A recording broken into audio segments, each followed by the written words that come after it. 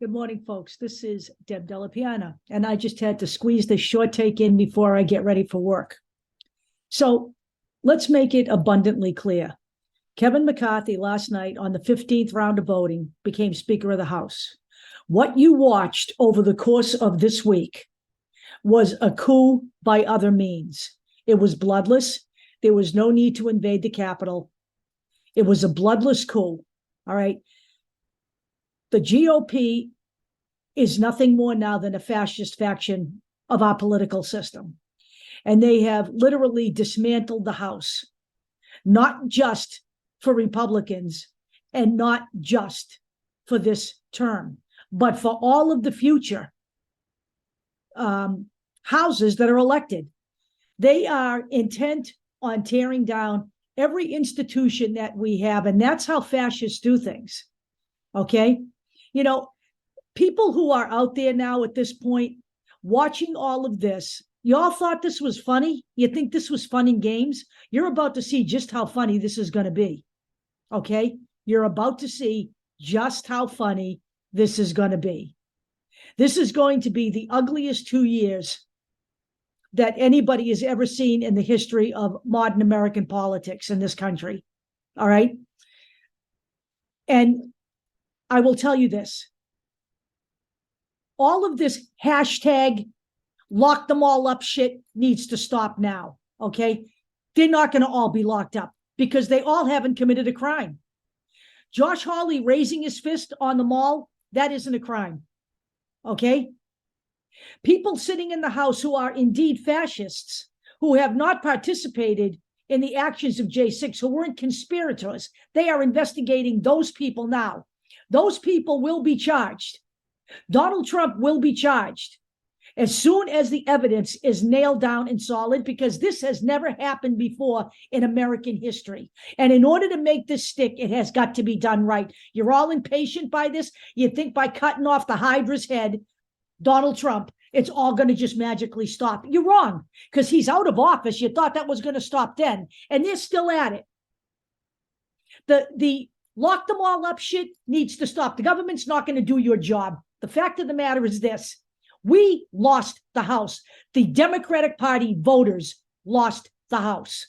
They lost the House because only 52% of registered Democrats showed up to vote, even though fascism was staring them in the face because, oh, well, the economy was more important. The gas prices were high. Okay, let's talk for a few minutes.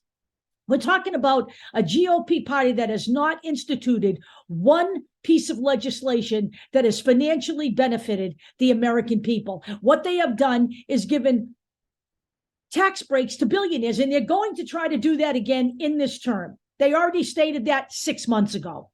Okay? They voted against veterans relief for the burn pits. They voted against the COVID relief. They voted against the infrastructure bill. Then they went back to Joe Biden with their hands out so they could take some money from it and ingratiate themselves with their constituents. Okay? They voted against enhanced voter registration. They voted in favor of voter suppression. And Republican governors across this country are gerrymandering to keep low-income, people of color, LGBT people from being able to vote. They voted against a woman's right to choose. They literally stacked the Supreme Court in order to overturn that. They are coming after LGBT civil rights. How much more do you need? How much more do you need before you get pissed off enough to vote them out? Because you have the ultimate power. You have more power than the DOJ. In order for the DOJ to remove all these people, they have to have evidence of a crime, a real crime. Okay? And if you think you're going to be able to remove these people by traditional means, let me just tell you this. The notion that a Republican majority is going to hold their own accountable should now be out of your heads entirely, considering the fact that one of the concessions that Kevin McCarthy made to get his sad, sorry, pathetic ass elected as Speaker was to gut the Ethics Commission. So they are free now to do whatever the fuck they please. And they are also now not going to have to worry about being called in front of that ethics committee as recommended by the J6 committee. Do you understand what I'm saying here? I don't know how much more the Democratic Party voters need to vote. I don't know how many times people can say this. 52% will not do. 52 will not do is our new motto. It will not do. It will not stand. Because the reason the Republicans are in power now is because you sat out the midterms, but their voters did not. And they never do. I will tell you this right now. They are all up for re-election in 2024. If they hold the House and they are able to take the Senate because you're too goddamn lazy to get off the sofa and vote, or you think someone else is going to do it for you, or you think it ain't never going to happen here, we are doomed as a nation. Doomed. They're going to spend their time going after transgender people. They're going to spend their time going after drag shows. They're going to continue to oppress people. In Florida right now, they're removing books from school libraries with LGBT characters in them.